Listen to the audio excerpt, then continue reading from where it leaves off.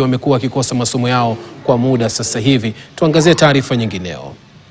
Kwa mara ya tatu mahakama imetoa wito kwa aliyekuwa mkuu wa polisi eneo la Nairobi area Doris Mugambi kutoa ushahidi mahakamani kwenye kesi ya mauaji ya Rex Masai aliyepigwa risasi wakati wa maandamano ya Gen Z mwezi Juni mwaka jana. Kesi hii iliratibiwa kukamilika jana lakini ikaahirishwa baada ya hakimu Geoffrey Onsarigo kukosa ama kutaka mashahidi wengine kufika kotini. Miongoni mwao ni rafiki wa Rex Masai na mwakilishi wa hospitali ya Bliss alikofikishwa Rex. Kesi hiyo itatajwa Novemba 11.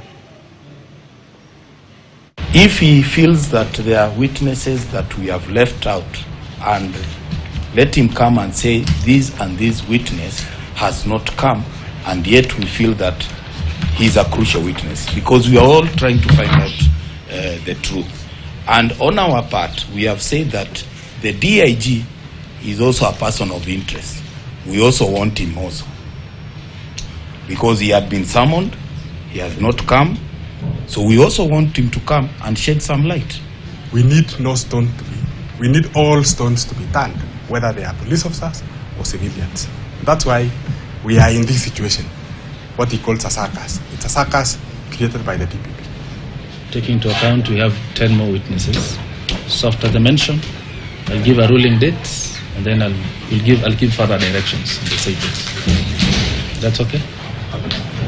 That's okay?